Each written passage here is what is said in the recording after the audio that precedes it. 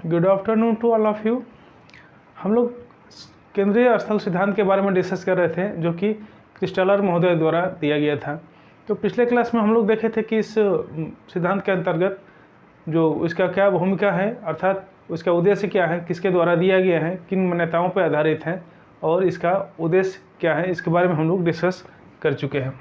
ठीक है, अब हम लोग डिस्कस करेंगे इसके सिद्धांत के बारे में। यह सिद्धांत का जो मुख्य भाग है उसके बारे में हम लोग अध्ययन करेंगे। तो सिद्धांत का मुख्य भाग, सिद्धांत को इसको व्याख्या करने के लिए जो क्रिस्टलर महोदय ने 3 सिद्धांतों को प्रतिपादित किया है या उसमें वर्णन किया है, जिसमें पहला है बाजार सिद्धांत या इसको मार्केट थ्योरी बोलते हैं, दूसरा है परिवहन सिद्धांत जिसको ट्रांसपोर्ट थ्योरी बोलते हैं, और तीसरा है प्रशासनिक सिद्धांत जो कि इसको एडमिनिस्ट्रेशन थ्योरी बोला जाता है। ठीक है, तो इस सिद्धांत को व्याख्या करने के लिए क्रिस्टलर महोदय ने के वैल्यू के आधार पर किया है, के वैल्यू या के मान।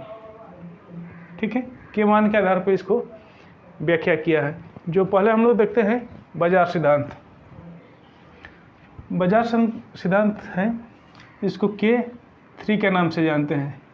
K3, आखिर K3 मतलब क्या हुआ? K3 के नाम से जानते हैं। K3 आखिर क्यों पड़ा?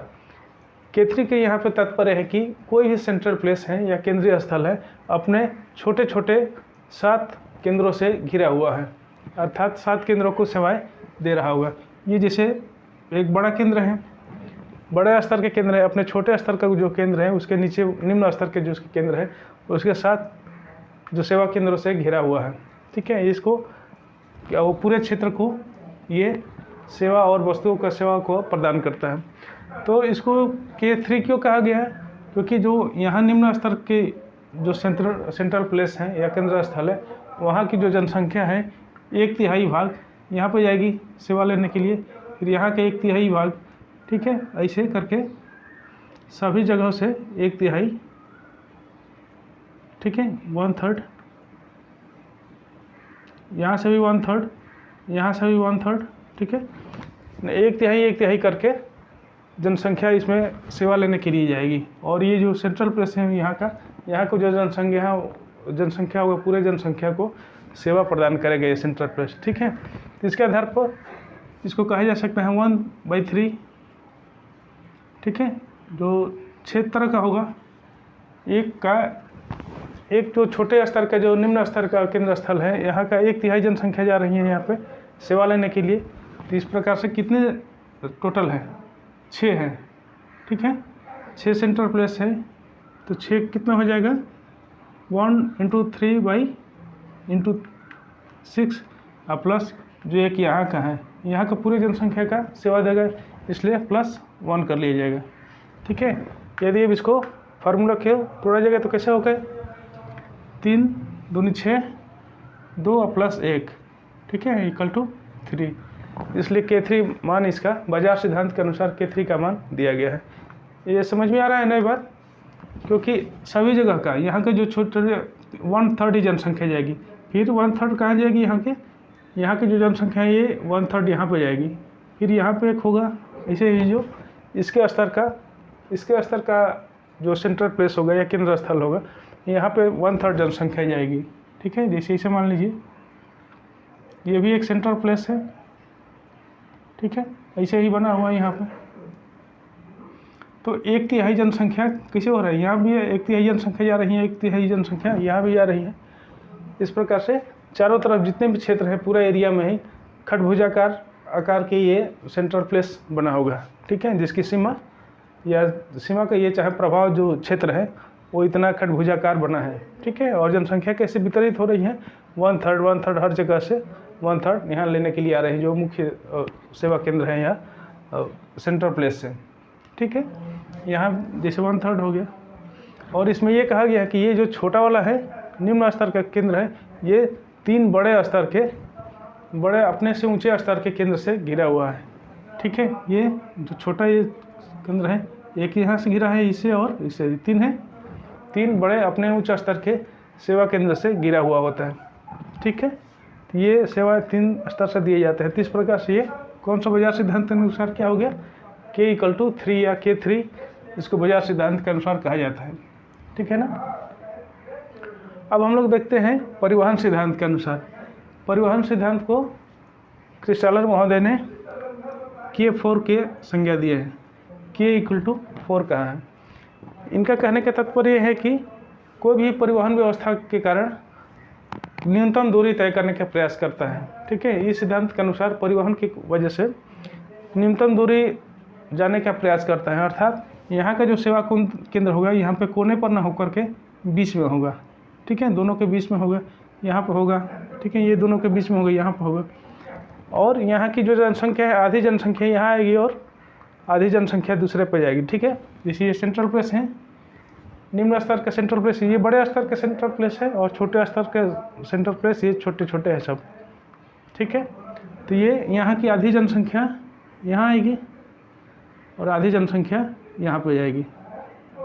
ठीक है, ऐसे ही यहाँ के आधे जनसंख्या सभी आधे आधे जनसंख्या का करेंगे। ठीक है, क्योंकि जैसे इसमें हम लोग देखे थे कि एक छोटा सा निम्न स्तर है, निम्न स्तर का जो सेंट्रल प्लेस है वो 3 बड़े सेंट्रल प्लेस से या केंद्र स्थल से घिरा हुआ है, जबकि ये वाला है केवल 2 स्तर का है। जो यहाँ के जो निम्न स्तर का जो सेंट्रल प्लेस है, केंद्रीय स्थल है, केवल 2 स्तर से घिरा हुआ है। ठीक है, 2 जगह पे ही जाता है, एक यहाँ जा सकते हैं न्यूनतम, क्योंकि न्यूनतम दूरी पे जाने का प्रयास करता है। यहाँ पे वाला आप देख रहे हैं तो यहाँ पे चूँकि दूरी ज़्यादा हो जाएगी। ठीक है, ये यहीं पे जाने का प्रयास करेगा। ठीक है, तो इस हिसाब से यदि देखा जाए तो आधे जनसंख्या यहाँ का भी आधे जनसंख्या, तो इस प्रकार कितना हो जाएगा 1/2 इंटू कितने हैं, 6 प्रकार के हैं, 6 प्रकार के जनसंख्या से सेंट्रल प्लेस से घिरा हुआ है, और प्लस एक वहाँ का जहाँ बीच का जो जनसंख्या है, पूरे जनसंख्या अपने केंद्र का पूरे जनसंख्या का सेवा देगा, अर्थात 1। ठीक है, तो इस प्रकार से क्या हो जाएगा 3 + 1 = कितना हो जाएगा 4 हो जाएगा। ठीक है, तो इस प्रकार परिवहन सिद्धांत को K4 से डिनोट किया गया है। ठीक है ना, K4 से किया गया है और बाजार सिद्धांत को K3 से डिनोट किया गया। और अगला सिद्धांत है प्रशासनिक सिद्धांत। प्रशासनिक सिद्धांत में इनका कहना ये है, या वास्तव में भी होता है, कि जो प्रशासनिक क्षेत्र होता है सबका एक निश्चित प्रशासनिक क्षेत्र होता है, वो चाहे कितना भी दूरी हो, चाहे नज़दीक हो, उसको वहीं मुख्यालय पे ही जाना पड़ता है उसको। ठीक है, तो इस प्रकार इसमें देखा गया है कि जो इस क्षेत्र के अंदर आने वाले सेंट्रल प्लेस है, एक मुख्य सेंट्रल प्लेस है, केंद्र स्थल है, और इसके जो चारों तरफ से निम्न स्तर के 6 केंद्र स्थल से घिरे हुए हैं। तो ये पूरी जनसंख्या, ठीक है, यहीं पाएगी। यदि इसका मुख्यालय यहाँ पे है तो सारी जनसंख्या यहीं पाएगी। ठीक है, यहाँ भी जनसंख्या, अर्थात ये 1 होगा, 1 मतलब पूरा 100% जनसंख्या आ रहा है, यहाँ भी 1 आ रहा है, सभी जगह से 1 आ रहा है। ठीक है, 1 सभी जगह से 1 जनसंख्या आ रही। तो इसका के वैल्यू क्या हो जाएगा, K7 से इसको दर्शाया जाता है, K=7 या, तो इसको कैसा हो जाएगा 1 × 7 + 1 6 + 1। ठीक है, क्योंकि 6 सेंट्रल प्लेस है, 1 × 6 + 1 = 7। ठीक है, इसलिए इसको K7 सिद्धांत के नाम से जानते हैं, प्रशासनिक सिद्धांत के नाम से भी इसको जानते हैं। ठीक है, तो ये रहा इनका बाजार सिद्धांत, प्रशासनिक सिद्धांत।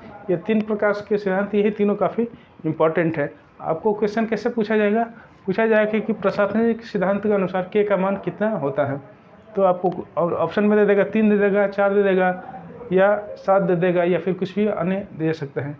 तो ये याद रहेगा सब बात कि यदि बाजार का पूछेगा, बाजार सिद्धांत के अनुसार तो K=3, परिवहन के अनुसार K=4, और प्रशासनिक के अनुसार K=7।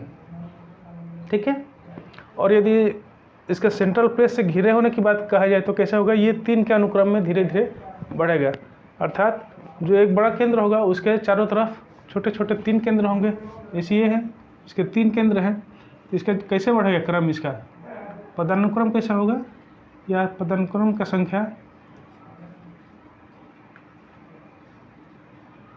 इसमें कैसे होगा, पहले 1 होगा, उसके बाद से 1 क्रम में बढ़ेगा, एक बाद 3 होगा, 3 के बाद 6 होगा। ठीक है, 6 नहीं होगा बल्कि 9 होगा, ठीक है। इस प्रकार से फिर 27 होगा, फिर इसी तरह से आगे बढ़ेगा, ठीक है। 3 गुना बढ़ता जाएगा धीरे धीरे। और ये प्रशासनिक परिवहन सिद्धांत में कैसे बढ़ेगा, ये 4 गुना बढ़ता जाएगा, ठीक है। पदानुक्रम जो नीचे वाले नगरों की संख्या कैसी होगी, जो पहला होगा 1 होगा, दूसरा 4 होगा, 16 होगा, 64 होगा, ठीक है। इसी क्रम में आगे आगे बढ़ता जाएगा। और प्रशासनिक सिद्धांत में कैसा होगा, 7 गुना बढ़ता जाएगा, ठीक है। तो पहले में क्या होगा, 1 होगा, और दूसरा कैसे होगा, 7 होगा, तीसरा 49 होगा, इस प्रकार से आगे बढ़ता जाएगा, ठीक है। तो ये रहा बाजार सिद्धांत, परिवहन सिद्धांत और प्रशासनिक सिद्धांत। तो ये याद रहेगा सब चीज़ कि K4 का या जितने भी K का मान किस में कितना कितना रहेगा। और ये हालांकि ये क्रम पूछता नहीं है, यदि मेंस उसमें लिखना होगा तो इसको लिखना पड़ेगा, अन्यथा इससे काम चल जाएगा, ठीक है। और इसके अतिरिक्त इसके जो मान्यताएं हैं, इससे भी क्वेश्चन आते हैं, मान्यताएं पूछा जाता है, मान्यताओं से भी क्वेश्चन बनता है, ठीक है। अब हम लोग देखते हैं इसकी आलोचना या इसका मूल्यांकन करते हैं, इस सिद्धांत का मूल्यांकन करते हैं कि ये किस आधार पर ये सही है या गलत है, ठीक है। तो इसको मिटा दें।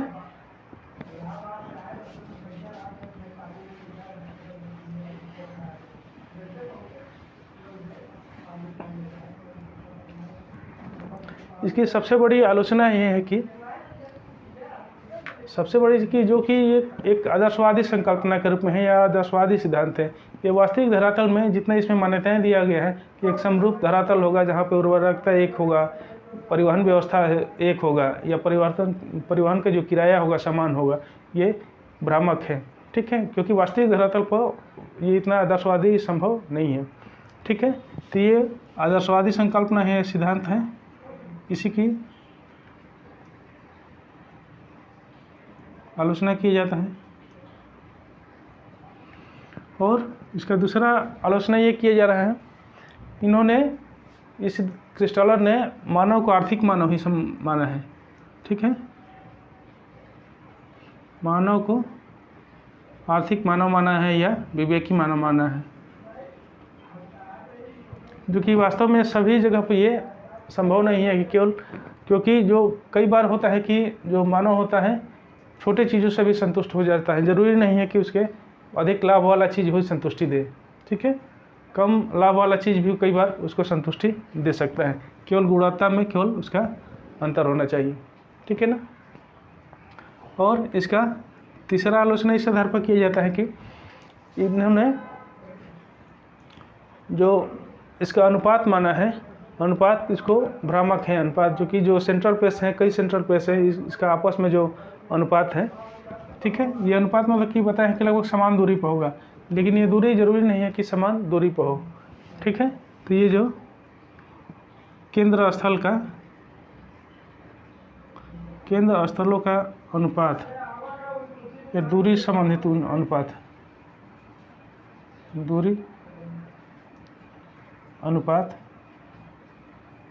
ठीक है। ये दूरी अनुपात जरूरी नहीं है कि सभी जगह पर ऐसे ही पाई जाएगी, इतनी दूरी पर एक जो नीचे क्रम का जो सेंट्रल प्लेस होगा वो पाया ही जाएगा, ठीक है। वर्तमान में देखेंगे, वास्तविक धरातल पर देखेंगे तो ये दूरी अधिक या कम भी हो सकते हैं, ठीक है। तो ये भ्रामक है। और जो चौथा इनकी आलोचना किया जाता है कि इन्होंने औद्योगिक जो इंडस्ट्रियलाइजेशन हो रहा है इसका इन्होंने व्याख्या नहीं किया है या इसके बारे में कुछ नहीं कहा गया है, क्योंकि कई बार ऐसे होता है कि जो सेंट्रल प्लेस पहले बनने से पहले औद्योगिकरण हुआ है और उसके बाद से सेंट्रल प्लेस बना है, ठीक है।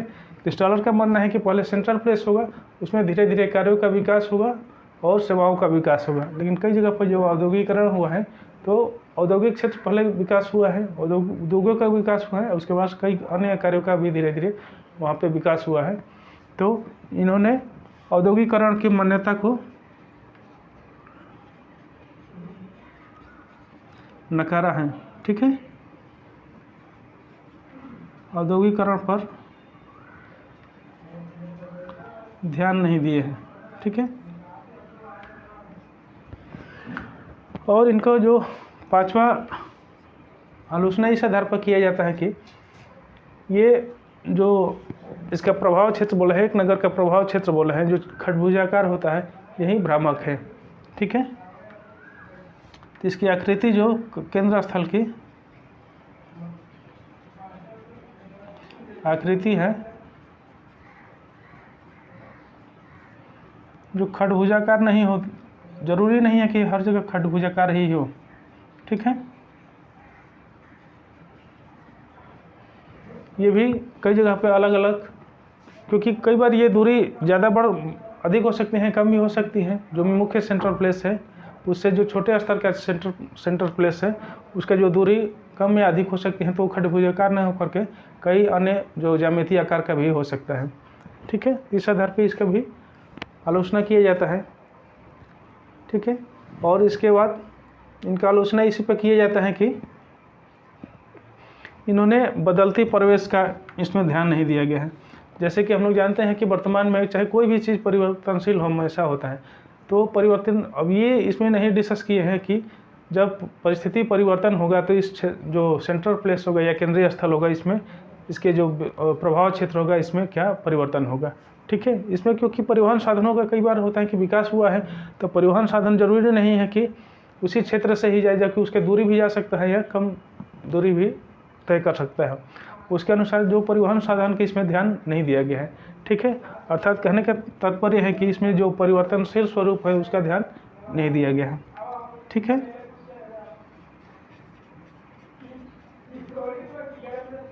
यह परिवर्तनशीलता का ध्यान नहीं है इसमें,